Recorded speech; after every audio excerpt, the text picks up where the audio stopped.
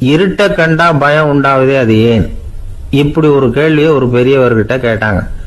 அதுக்கு அவர் பதில் சொல்றார், மனிதனுடைய ஆதிகால வாழ்க்கையில தொற்றிக்கொண்ட பயம் இது வேரூன்றி இருக்குது, இன்னமும் போகல. 50,000 வருஷங்களுக்கு முன்னாடி மனுஷன் குகைகள்ல வாழ்ந்தான். பகல்ல பயம் இருக்காது, ராத்திரியில மிருகங்கள் தாக்கும் கொல்லும், நிம்மதியா தூங்க கூட முடியாது. அதனால இந்த மனுஷனுக்கு இரவுன்னா மரணம் பயம் அப்படின்னு பழகி போச்சு. மனிதர்களுடைய எல்லா மனசையும் சேர்த்து மொத்தமா ஒரு மனசு உண்டு. மனிதர்களுடைய நினைவு இந்த மொத்த மனசுல பதிஞ்சிருக்கு, பரவுது. இந்த மொத்த மனசுல இருட்டு பற்றிய பயம் பதிந்து நீடிக்குது அப்படிங்கிறார் அவர். இந்த காலத்துல இரவை பகலாக்கிறதுக்கு எவ்வளவோ விளக்குகள்லாம் வந்தாச்சு. ராத்திரியிலேயும் மிருகங்கள் தாக்குங்கிற நிலைமை இல்ல. பாதுகாப்பான வீடுகள் விலங்குகளும் விலகி போயிட்டு, விலங்குகள்லாம் விலகி போயிட்டு, வீடுகளும் பாதுகாப்பா இருக்குது. சரி, இருந்தாலும் அந்த பழங்கால பயம் இருட்டு பயம் இன்னமும் மனுஷனை விட்டு போகல. இன்னொரு விஷயம் என்னன்னா, இருட்டுல இருந்து வெளிச்சத்துக்கு வராத மனிதர்கள் இன்னைக்கு அதிகம். ஒரு ஆளு ஆத்துக்கு மீன் பிடிக்கிறதுக்காக போனான், இன்னும் விடியல. அதுக்குள்ள வலையை எடுத்துட்டு கிளம்பி போயிட்டான். வெளிச்சம் வர்றதுக்கு முன்னாடியே போய் சேர்ந்துட்டான். விடிகிற வரைக்கும் என்ன பண்றது, சும்மா கரையிலேயே உட்காந்து காலாட்டிட்டு இருக்கிறான். காலில் ஏதோ ஒரு சின்ன மூட்டை தட்டுப்பட்டுது. இருட்டுல அது என்னன்னு சரியா தெரியல. மூட்டைக்குள்ள சின்ன சின்ன கல்லா நிறைஞ்சி இருக்குது. சும்மா பொழுது போகணுமேங்கிறதுக்காக இவன் அந்த மூட்டைக்குள்ள இருந்து ஒவ்வொரு கல்லா எடுத்து ஆத்துல வீசிக்கிட்டு இருக்கிறான். விடிகிற வரைக்கும் வேற வேலை இல்லைங்கிறதுனால எப்படி செஞ்சுக்கிட்டே உட்காந்துருக்கிறான். கிழக்க மெதுவா வெளிச்சம் தெரிய ஆரம்பிச்சது. பொழுது விடியறதுக்கான அறிகுறி. இதுக்குள்ள அந்த மூட்டையில இருந்த எல்லா கல்லையும் எடுத்து வீசி எறிஞ்சுட்டான். கடைசியா ஒரே ஒரு கல் மட்டும்தான் கையில பாக்கி இருந்தது. வெளிச்சம் வந்ததும் அந்த கல்லை பார்த்தான், அப்படியே திகைச்சு போயிட்டான். அடடா, இது வரைக்கும் தெரியாம தப்பு பண்ணிட்டோமே அப்படின்னு நினைச்சான். ஏன் தெரியுமா, அவன் கையில இருந்தது வெறும் கல் இல்ல, விலை வசந்த ரத்தன கல். அது இருட்டுல என்னன்னு புரியாததுனால மூட்டையில இருந்த எல்லா ரத்தன கல்லையும் ஆத்துல வீசி எறிஞ்சிருக்கிறான். இப்போ அவனுக்கு அழுகே வந்துடும் போல இருந்தது. வாழ்க்கைய வசதி ஆக்கிக்கிறதுக்கான வாய்ப்பு அவனுக்கு இருந்தது. இருந்தாலும் இருட்டுல அதை இழந்துட்டான். அந்த வகையில அவனுக்கு கொஞ்சம் அதிர்ஷ்டம் இருந்திருக்குது. அதாவது ஏதோ ஒரு வகையில இருந்திருக்குது. அதனாலதான் அந்த கடைசி கல்ல எரியறதுக்குள்ள வெளிச்சம் வந்துட்டுது. பல பேருக்கு அந்த அளவு கூட அதிர்ஷ்டம் வர்றது இல்ல. எல்லாத்தையும் வீசினதுக்கு அப்புறம் தான் வெளிச்சம் வரும். என்னன்னு விவரம் தெரியாமலே எழுந்திரிச்சு வந்துருவாங்க. வாழ்க்கைங்கிறது ஒரு பெரிய புதையல்.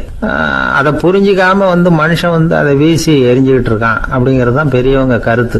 சில பேருக்கு புரிஞ்சுக்கிற நேரம் வரும், அதுக்குள்ள வாழ்நாள்லாம் ஓடி போயிருக்கும். அதுக்கப்புறம் என்ன பண்றது? நம்மால் ஒருத்தன் கையில ஒரு சின்ன பையோட வந்துகிட்டு இருந்தான். பை உள்ள ஏகப்பட்ட நகைகள் ரத்தன கல் எல்லாம் இருக்கு. வந்துகிட்டு இருந்தவன் திடீர்னு அந்த பையை அப்படியே ஒரு குளத்துல வீசி எறிஞ்சுட்டான். மகான்கள் தான் இப்படி பற்று இல்லாம இருப்பாங்க. என்னங்க இது, விலை மதிப்புள்ள அந்த பையை இப்படி குளத்துல வீசி எறிஞ்சுட்டீங்களே, இதுக்கு என்ன அர்த்தம் அப்படின்னு கேட்டார் அவன் கூட வந்தவர். அவன் மெதுவா இவர் காதோட காதா சொல்றான், ஒரு போலீஸ்காரர் பின்னாடி வந்துகிட்டு இருக்கிறார், அவர் போனதுக்கு அப்புறம் இதை எடுத்துக்குவேன் அப்படிங்கிறான். ஒரு சராசரி மனிதனுடைய இயல்பு என்ன? இன்பம் வந்தா துள்ளி குதிப்பான், துன்பம் வந்தா சோர்ந்து போய் ஒரு மூலையில உட்காந்துருவான். இவன் தான் சராசரி மனிதன். ஆனா ஒருத்தன் இன்பம் வந்தா அதுக்காக மகிழ்ச்சி அடையறதில்ல, துன்பம் வந்தா அதுக்காக சோர்ந்து போறதில்ல அப்படின்னு வச்சுக்கோங்க. அப்படி இருந்தா அவன் சாதாரண ஆள் கிடையாது. ஒரு ஊர்ல ஒரு ஞானி இருந்தார். அவரை தேடிட்டு ஒரு பெரியவர் வந்தார். ஐயா, ஞானத்துல சிறந்த ஞானம் எது அப்படின்னு கேட்டாராம். இதுக்கு அந்த ஞானி என்ன பதில் சொன்னார் தெரியுமா? இன்பத்தினால மகிழ்ச்சி அடையாமலும் துன்பத்தினால சோர்வு அடையாமலும் இருக்கிறது தான் அந்த ஞானம், பெரிய ஞானம் அப்படின்னாராம். சரி சுவாமி, அப்படிப்பட்ட ஞானம் உங்களுக்கு எப்படி வந்ததுன்னு கேட்டிருக்காரு இவர். அதை நான் ஒரு கழுதைகிட்ட இருந்து கற்றுக்கிட்டேன் அப்படின்னாராம் அவர். இவருக்கு ஒன்றும் புரியல, ஒரு மாதிரியாக முழிச்சிருக்கிறார். இதை அவர் புரிஞ்சுக்கிட்டார். நீங்கள் நாளைக்கு காலையில் நம்முடைய ஆசிரமத்துக்கு வாங்க, புரிய வைக்கிறேன்னாராம். சரின்னு அவர் போயிட்டார். மறுநாள் காலையில் ஆசிரமத்துக்கு சேர்ந்தார். ஞானி அவரை கூப்பிட்டு உட்கார வச்சார்.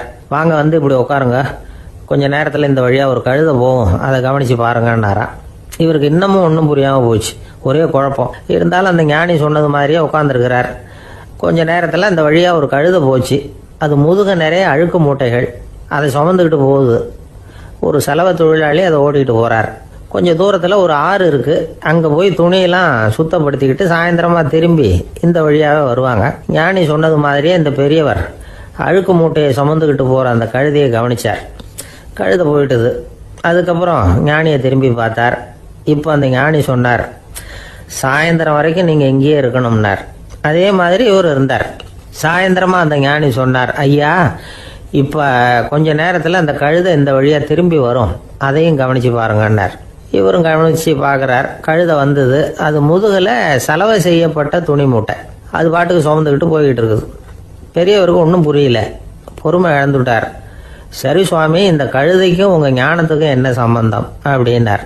இப்போ அந்த ஞானி விளக்கினார், ஐயா இந்த கழுதை இதே மாதிரி தினமும் காலையில் அழுக்கு மூட்டைகளை சுமந்துக்கிட்டு ஆற்றுக்கு போகுது, மாலையில் வெண்மையான சுத்தமான துணிகளை சுமந்துக்கிட்டு திரும்பி ஊருக்கு போகுது.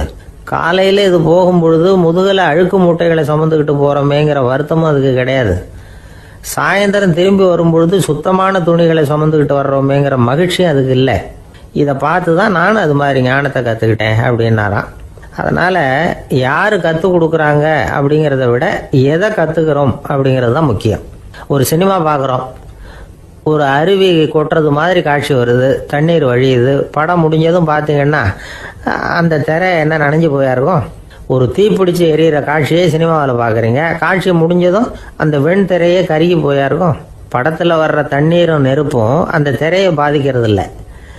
நாம் அந்த திரை மாதிரி இருக்கிறதுக்கு கற்றுக்கணுமா. அந்த பக்குவம் வந்துவிட்டதுன்னா இன்பமும் துன்பமும் நம்ம எதுவும் செய்யாது. ஒரு சினிமாவை பார்க்குற வரைக்கும் சிரிக்கலாம், அழலாம். பார்த்துட்டு வெளியில் வரும்பொழுது அழுதுகிட்டே வரக்கூடாது. ஒருத்தர் வந்தார், அப்படி படம் முடிஞ்சு வெளியில் வரும்பொழுது அருவி மாதிரி கண்ணீர் சிந்திக்கிட்டே வரார். ஏன் சார் படம் அவ்வளவு சோகமா அப்படின்னு கேட்டார். இன்னொருத்தர், இல்லை சார் கூட்டம் ரொம்ப குறைச்சல் சார், மொத்தம் படம் பார்க்க வந்தவங்களே 15 பேர் தான் சார் அப்படின்னார் கண்ணீரை தொடச்சிக்கிட்டே. அதுக்கு நீங்கள் ஏன் சார் அழறீங்கன்னு கேட்டார் அவர். இந்த படத்தோட தயாரிப்பாளரே நான் தான் சார் அப்படின்னாரா இவர். 2 பேர் சுவாரஸ்யமாக பேசிக்கிட்டு இருக்கிறப்போ குறுக்க புகுந்து தொந்தரவு பண்ணுறதுக்குன்னே சில பேர் இருப்பாங்க. அது ரொம்ப இடைஞ்சலாக இருக்கும். இதே மாதிரி மின்காந்தம் கூட குறுக்க புகுந்து தொந்தரவு பண்ணும். கடைசியில் அது ஒரு பெரிய இடைஞ்சலில் கொண்டாந்து விட்டுரும். சில வீடுகளில் கேபிள் கனெக்ஷன் இல்லாமல் சில தனியார் டிவி காட்சிகள் தெரியும். அதுக்கு என்ன காரணம்னா இந்த மின்காந்த குறுக்கீடு தான் காரணம்.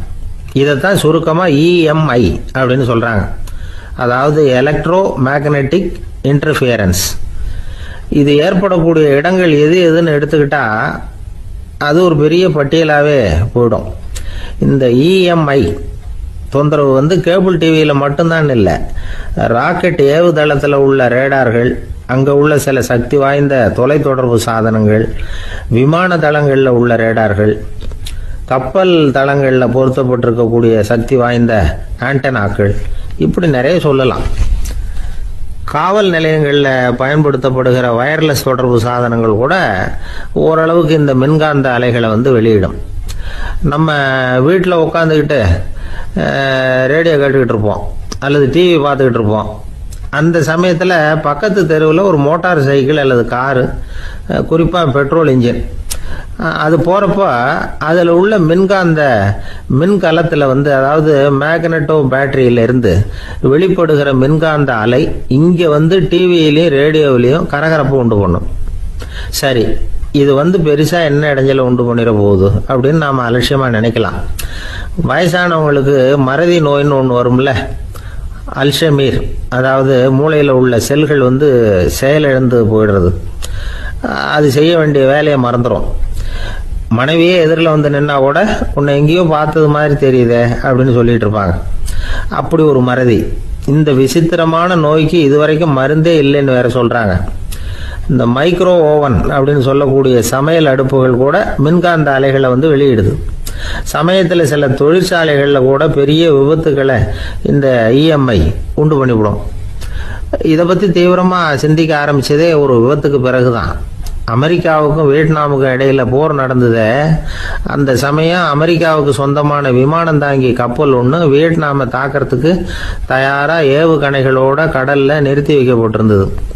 தற்செயலாக அந்த பகுதியில் கப்பல் தொலைத்தொடர்பு பகுதிக்கு அருகில் ஊடுருவிய இந்த சக்தி வாய்ந்த ரேடியோ அலைகள் ஏவுகணையில் இருந்த மின்னணு சர்க்கியூட்டை பூர்த்தி செஞ்சு வச்சுட்டுது.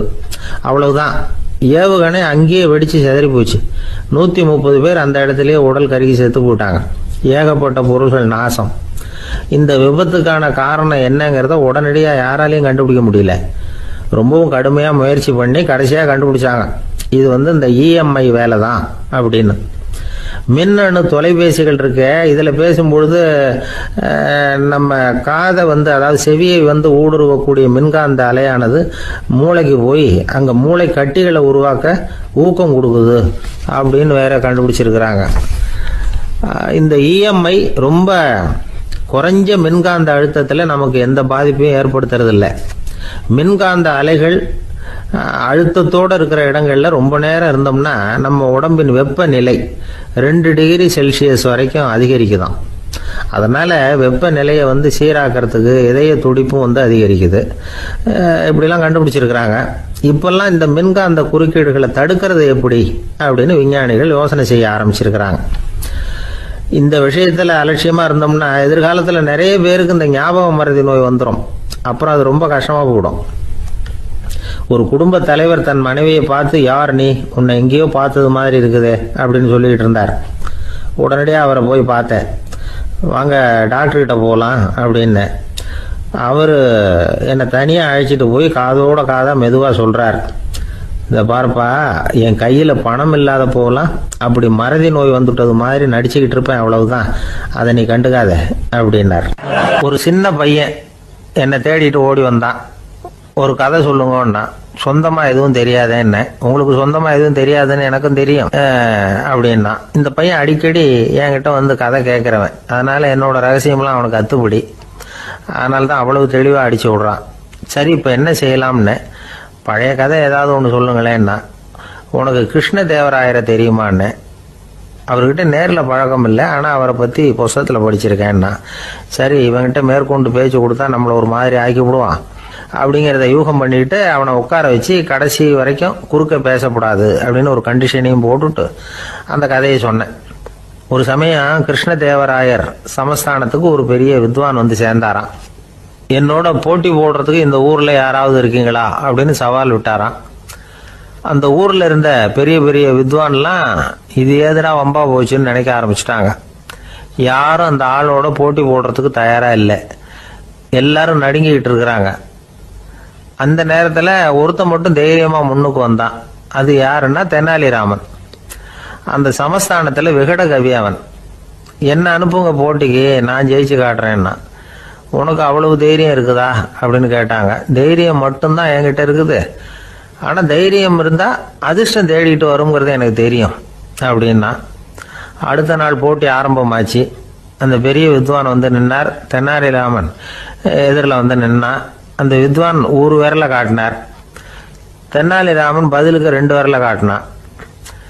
வித்வான் 3 விரல காட்டினார். இவன் உடனே 4 விரல காட்டினான். உடனே 5 விரல காட்டினார் அவரு. தெனாலிராமன் உடனே தன்னுடைய கை முஷ்டியை காட்டினான், கையை மூடி காட்டினான். அவ்வளவுதான். அந்த பெரிய வித்வான் கிருஷ்ணதேவராயர் காலில் விழுந்தார். நான் தோத்துட்டேன், என் தோல்வியை ஒத்துக்கிறேன் அப்படின்னு சொல்லிவிட்டார்.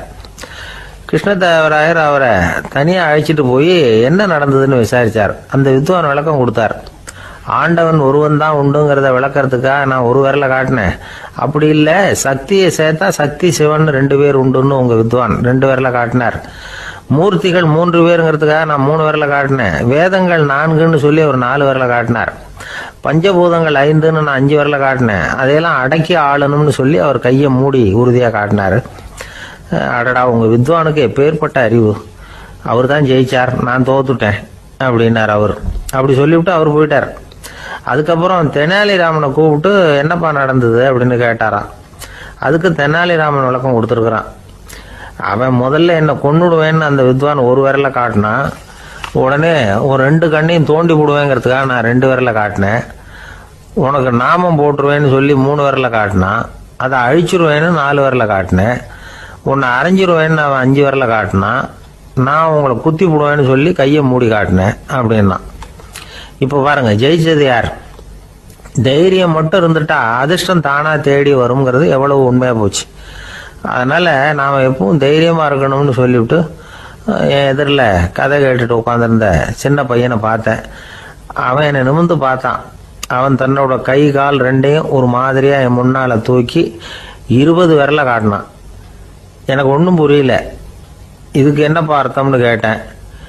இதே கதையை இதுக்கு முன்னாடி என்கிட்ட 20 தடவை நீங்க சொல்லியிருக்கீங்கன்னு அர்த்தம் அப்படின்னா. ஒரு அழகான கடற்கரை, சுற்றுலா பயணிகள் நிறைய பேர் அங்கே வந்து போகிறது வழக்கம். சனி ஞாயிறு கூட்டம் அதிகமாக இருக்கும். அதோட விளைவு என்னங்கிறது அடுத்த நாள் தான் தெரியும்.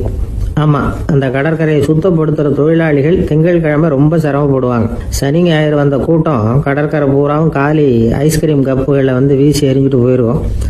ஆயிரக்கணக்கான கப்புகள் அங்கே பரவலாக கிடக்கும். அதையெல்லாம் பொறுக்கி எடுத்து சுத்தம் பண்ணி ஆகணும். இதனால் திங்கட்கிழமை வேலைக்கு வர்றதுக்கு எல்லாரும் பயப்படுவாங்க. அப்படி ஒரு நிலைமை. பல பேர் அன்னைக்கு வந்து லீவ் எடுத்துகிட்டு போயிடுறது வழக்கம். நமக்கு எதுக்கு இன்னைக்கு தொந்தரவுன்னு. இது ஒரு பெரிய பிரச்சனையாக இருந்தது. இதுக்கு என்ன பண்ணலாம் அப்படின்னு யோசனை பண்ணாங்க. ஒரு ஆலோசனை கூட்டத்துக்கு ஏற்பாடு பண்ணாங்களாம். அந்த நகர நிர்வாக அலுவலர்கள், பணியாளர்கள் எல்லாரும் அதில் கலந்துக்கிட்டாங்க. கூட்டம் ஆரம்பமாச்சு. ஆரம்பத்தில் சொன்னாங்க, இந்த பிரச்சனைக்கு ஒரு தீர்வு வேணும், என்ன பண்ணலாம், அதை முடிவு செய்கிறதுக்கு தான் இந்த கூட்டம். இதில் நீங்கள் செய்ய வேண்டியது என்னென்னா, உங்களுக்கு தோன்றுகிற யோசனை எதுவாக இருந்தாலும் சொல்லுங்கள். கொஞ்சம் கூட தயக்கம் வேண்டாம். நாம் சொல்கிற யோசனை ஈடுபடுமா படாதா அப்படின்லாம் யோசிக்க வேணாம். எல்லாருடைய யோசனைகளையும் அப்படியே பதிவு செய்துக்கிறோம். கடைசியாக அதிலேருந்து ஒரு சிறந்த யோசனையை தேர்வு பண்ணி அதை பயன்படுத்தலாம். இந்த சந்தர்ப்பத்தில் இன்னொரு முக்கியமான வேண்டுகோள், எவ்வளவு சாதாரணமான யோசனையாக இருந்தாலும் சரி, அது சொல்லும் பொழுது அடுத்தவங்க வந்து ஏளனம் செய்யக்கூடாது. இது ஒரு பெரிய யோசனையா அப்படின்னு சொல்லி எதையும் அலட்சியப்படுத்தக்கூடாது. இதுதான் அந்த கூட்டத்தின் ஆரம்பத்தில் செய்யப்பட்ட அறிவிப்பு. உடனே அந்த கூட்டத்தில் இருந்தவங்க ஆளுக்கு ஒரு யோசனை சொல்ல ஆரம்பித்தாங்க. ஒருத்தர் எழுந்திருச்சார், இங்கே வர்ற சுற்றுலா பயணிகள்கிட்ட ஆளுக்கு $10 ஒரு டெபாசிட் மாதிரி வைப்பு பணமாக வாங்கிக்கணும். காலி ஐஸ்கிரீம் கப்பை திருப்பி கொடுத்தா அந்த பணத்தை திருப்பி கொடுத்துடலாம். இப்படி ஒரு ஏற்பாடு பண்ணிக்கிட்டா கப்புகளை தேடி பொறுக்கிட்டு இருக்க வேண்டியதில்லை, எல்லாம் ஒரே இடத்துக்கு வந்து சேர்ந்துடும். அப்படியே நாம் வந்து தூக்கிட்டு போய் ஒரு இடத்துல கொட்டி விடலாம் அப்படின்னாரு. இன்னொருத்தர் எழுந்திருச்சார், கப்பை வந்து கீழே போட்டால் $50 அபராதம் அப்படின்னு அங்கங்கே போர்டு எழுதி வச்சுடலாம். கப்புகளை போடுறதுக்கு அங்கங்கே பெரிய கூடைகளை வச்சுடலாம். நாம் சாவகாசமாக அந்த கூடைகளை சேகரம் பண்ணிக்கலாம் அப்படின்னாராம். இன்னொருத்தர் எழுந்திரிச்சு கொஞ்சம் கோபமாக பேசினார். கப்புகளை வந்து அவங்க வாயிலேயே திணிச்சு விடணும், அதுகளை முன்னு சாப்பிட்டு பார்த்தா தான் தெரியும் அது எவ்வளவு கஷ்டங்கிறது அப்படின்னு ரொம்ப கடுமையாக பேசியிருக்காரு. இது வேடிக்கையாக தெரிஞ்சாலும் இந்த யோசனையும் பதிவு செஞ்சுக்கிட்டாங்களாம். இப்படி பல யோசனைகள். கடைசியாக எல்லாத்தையும் படித்து பார்த்துட்டு பரிசீலனை பண்ணாங்க. அப்புறம் தான் யோசனை வந்தது. ஒரு வேடிக்கையாக சொன்னது, கப்புகளை அவங்கவுங்க வாயிலேயே திணிச்சு சாப்பிட சொல்லணும், அதுதான் தண்டனைன்னார்ல. ஏன் அப்படி சாப்பிட்றது மாதிரியே கப்புகளை தயார் பண்ண என்ன அப்படின்னு சிந்திக்க ஆரம்பித்தாங்களாம். ஆகா, அதுதான் சரின்னு ஒரு முடிவுக்கு வந்தாங்க. அதுலேருந்து உருவானது தான் இந்த வேஃபர் கப்ஸ். ஐஸ்கிரீமை சாப்பிட்டு முடிச்சதும் கப்பையும் சாப்பிட்டுடலாம். கோன் ஐஸ்கிரீம் சாப்பிட்றோம்ல, அதுதான். அமெரிக்காவில் மியாமி கடற்கரையில் ரொம்ப காலமாக இருந்துகிட்டு வந்த குப்பை பிரச்சனைக்கு இப்படி தான் ஒரு தீர்வு வந்துதான். இதுலேருந்து நாம் புரிஞ்சிக்க வேண்டியது என்னென்னா, நாம் அன்றாட எத்தனையோ பிரச்சனைகளை சந்திக்கிறோம், அதுக்கெல்லாம் தீர்வு உண்டு. அது எங்கே ஒளிஞ்சிருக்குன்னு கண்டுபிடிக்கணும். அந்த யோசனையையும் நல்லா தீவிரமாக யோசிக்கணும். யார் என்ன யோசனை சொன்னாலும் அதை வந்து அலட்சியப்படுத்தக்கூடாது, அக்கறையோடு கவனிக்கணும், அதை யோசித்து பார்க்கணும். ஒரு அம்மா தன்னோட வீட்டுக்காரரை ஒரு மனநல மருத்துவர்கிட்ட அழைச்சிட்டு வந்தாங்களாம். டாக்டர், இவருக்கு கோன் ஐஸ்கிரீம் பிடிக்கல, பேப்பர் கப்பில் இருக்கிற ஐஸ்கிரீம் தான் வேணும்னு அடம் பிடிக்கிறார் அப்படின்னாங்களாம். அது ஒன்றும் தப்பு இல்லையேன்னாராம் டாக்டர். இதுக்கு அந்த அம்மா சொன்னாங்களாம், இவர் கப்பு ஐஸ்கிரீம் வாங்குறதுல தப்பு இல்லை டாக்டர், பிரச்சனை அது இல்லை. அப்புறம் வேற என்னன்னு கேட்டிருக்காரு. வாங்கினதும் ஐஸ்கிரீமை கீழே கொட்டிவிட்டு அந்த பேப்பர் கப்பை மட்டும் விரும்பி சாப்பிட்றார், அதனால தான் உங்ககிட்ட அழைச்சிட்டு வந்தேன் அப்படின்னாங்களாம். ஒருத்தர் வேகமாக நடந்து போறார். கடத்தெருவில் ஒரு ஸ்வீட்டு கடையை பார்க்குறார். உடனே சடன் பிரேக் போட்டது மாதிரி நிற்கிறார். ஒரு ஸ்வீட் வாங்கி சாப்பிடலாமேன்னு மனசு சொல்லுது. டாக்டர் வேணாம்னு சொல்லியிருக்கிறார், உடம்புக்கு ஒத்துக்காது, அதனால் அது வேணாம்னு சொல்லுது அறிவு. இவர் மனசு சொல்கிறத கேட்கல, அறிவு சொல்கிறபடி கேட்குறார். அதனால மறுபடியும் வேகமாக அங்கேருந்து நடந்து போயிடுறார். அவர் நல்ல மனுஷனுக்கு அறிவும் இருக்குது, உணர்ச்சியும் இருக்குது. எதுக்கு எடுத்தாலும் உணர்ச்சி வசப்பட்டுக்கிட்டு இருக்கக்கூடாது, அறிவு வசத்தில் நாம் இருக்கணும். அப்போ தான் நாம் நல்லபடியாக வாழ முடியும். இல்லைன்னா அவஸ்தை தான். மகாபாரதத்தில் சந்தனுன்னு சொல்லி ஒரு அரசன் வர்றான்.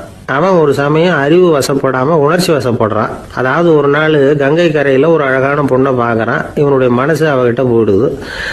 அவளை வந்து கல்யாணம் பண்ணிக்கிறதுக்கு ஆசைப்படுறான். அந்த பொண்ணு சரின்னு சம்மதிக்கிறா. ஆனால் ஒரு நிபந்தனை போடுறா. அந்த நிபந்தனைக்கு சம்மதம்னு சொன்னாதான் உன்னை கல்யாணம் பண்ணிக்குவேன்னு சொல்றா. சரி, அவ போட்ட நிபந்தனை என்ன தெரியுமா? இது மாதிரி, நான் உங்க மனசு புண்படுற மாதிரி எந்த காரியம் பண்ணாலும் நீங்க என்ன ஏன்னு கேட்கக்கூடாது, நான் செய்யற காரியத்தை தடுக்கவும் கூடாது. அப்படி நீங்க செஞ்சா அடுத்த கணமே நான் உங்களை பிரிஞ்சு போயிடுவேன். இதுதான் அந்த பொண்ணு போட்ட நிபந்தனை. சந்தன அரசன் இந்த நிபந்தனையை ஒத்துக்கலாமா? இதை அறிவுபூர்வமா யோசிச்சிருந்தா இதுக்கு கட்டுப்பட்டுக்க மாட்டான். இந்த நிபந்தனைக்கு நான் சம்மதிக்க மாட்டேன்னு தான் சொல்லியிருக்கணும். ஆனா அவன் அந்த நேரத்துல உணர்ச்சி வசத்துல இருந்தான். அதனால நீ என்ன சொன்னாலும் சரின்னு ஒத்துக்கிட்டான். அவளை கல்யாணம் பண்ணிக்கிட்டான். இதனால என்ன ஆச்சு? 7 பச்சை இளம் குழந்தைகளை பிறந்த உடனே அவ கங்கையில தூக்கி எறிஞ்சி கொல்லக்கூடிய கோர காட்சியை இவன் ஒண்ணு பின்னாடி ஒன்னா பார்க்க வேண்டியதா போச்சு. கடைசியில 8வது குழந்தை பிறந்ததுன்னா அவனுடைய அறிவு மேலோங்குது. அந்த கொடிய செயலை தடுத்து நிறுத்துறான். அந்த 8வது குழந்தை தான் பின்னாடி பீஷ்மர் ஆகிறார்.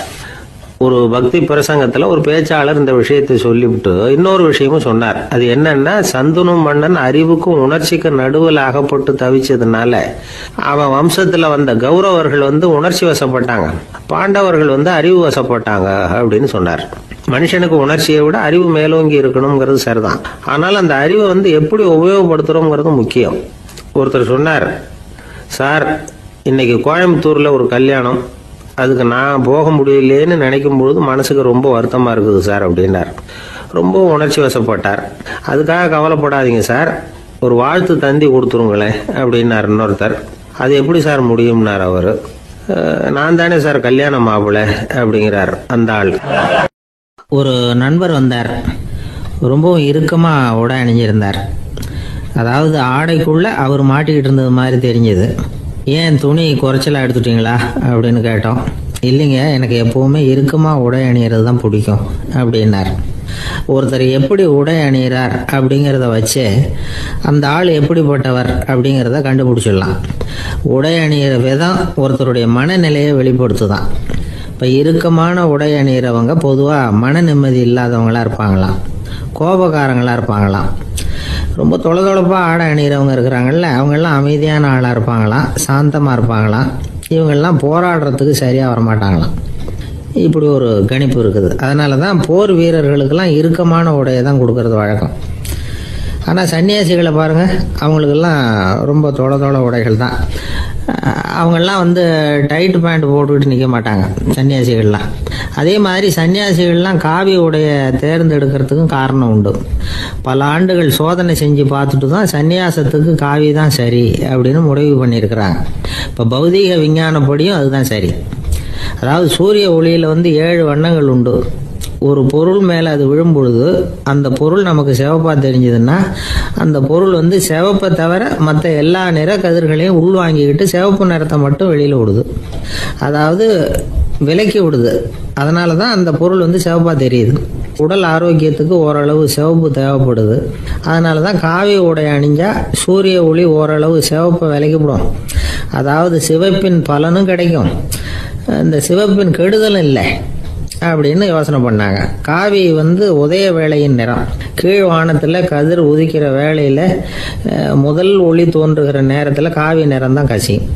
தியானம் செய்கிறப்போ முதல்ல காணக்கூடிய ஒளி காவி நிறம் தான். தியானத்தின் உச்ச நிலையின் நிறம் நீலம்.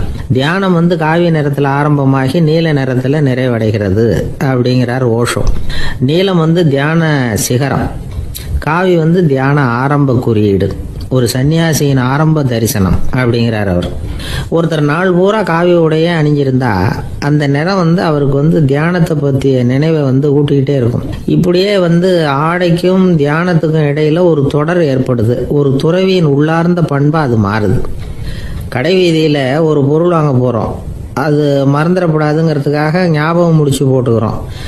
அந்த முடிச்சுக்கும் பொருளுக்கும் தொடர்பு இல்லை. ஆனால் கடை வீதிக்கு போன உடனே அந்த முடிச்சு அந்த பொருளை ஞாபகப்படுத்துது. அதாவது அந்த முடிச்சு ஒரு தொடர்பு அம்சமாக அமையுது. அது மாதிரி தான் காவி உடையும். ஒரு துறவி நடக்கும் பொழுது, சாப்பிடும் பொழுது, குளிக்கும் பொழுது அவருடைய காவி உடை அவருக்கு ஞாபகப்படுத்திக்கிட்டே இருக்கும்.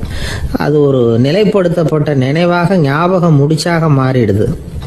காவி ஆடை இல்லைன்னா ஒருத்தரால் துறவியாக முடியாதுன்னு அர்த்தம் இல்லை. அதே நேரத்தில் காவி ஆடையால் ஒன்றும் பிரயோஜனம் இல்லை, அதில் ஒன்றும் அர்த்தம் இல்லை அப்படின்னு சொல்லிட முடியாது. இதுதான் உண்மை. இவ்வளவு தூரம் காவி ஆடையை பற்றி சொல்கிறதுனால எல்லாரும் சன்னியாசியாக போடுங்கோ அப்படின்னு நாம் சொல்கிறதாக யாரும் நினச்சிடக்கூடாது. மனசுக்கும் நிறத்துக்கும் உள்ள சம்பந்தத்தை தெரிஞ்சுக்கிறதுக்காக தான் இவ்வளவும். நமக்கு தெரிஞ்ச நண்பர் ஒருத்தர் இருக்கிறார், ஆஃபீஸில் வேலை பார்க்குறவர். ஒவ்வொரு மாதமும் 20ஆம் தேதிக்கு பிறகு அவரை போய் பார்த்தீங்கன்னா காவி உடை அணிஞ்சிக்கிட்டு கண்ணை மூடிக்கிட்டு கை ரெண்டையும் விரித்து வச்சுக்கிட்டு தியானத்திலேயே உட்காந்துருப்பார். ஏன் இப்படி பண்ணுறீங்கன்னு கேட்டேன். அதாவது 20ஆம் தேதிக்கு பிறகு என் கையில் ஒரு பைசா கூட கிடையாது, ஒரு சன்னியாசி லெவலில் இருக்கிறேன், என்கிட்ட எதுவும் செலவுக்கு கேட்காத அப்படின்னு என் மனைவிக்கு நான் சூக்காக உணர்த்துறதுக்காக அப்படி உட்காந்துருப்பேன் அப்படின்னு விளக்கம் கொடுக்குறார் அவர். ஒரு கணவன் மனைவி எப்போ பார்த்தாலும் அவங்க 2 பேருக்கும் இடையில சண்டை வந்துக்கிட்டே இருந்தது. இதில் என்ன ஆச்சரியங்கிறீங்களா? நான் அதுக்காக சொல்ல வரல, இது வேற விஷயம். அதாவது சண்டை போடாமல் இருக்கிறதுக்கு வழி சொல்கிற தகவல் இது.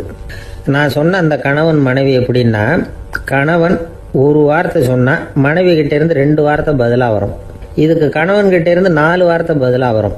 இப்படி வார்த்தைகள் பெருகி போய் கடைசியில் வம்புல வந்து முடியும். அந்த அம்மா பொறுத்து பார்த்தாங்க, அவங்களால தாக்கு பிடிக்க முடியல. பக்கத்து வீட்லேயும் ஒரு கணவன் மனைவி இருந்தாங்க, அவங்களுக்குள்ள சண்டை வர்றதில்லை. அது எப்படி அவங்களால மட்டும் சண்டை போடாமல் இருக்க முடியுது அப்படின்னு இந்த அம்மாவுக்கு ஆச்சரியம்.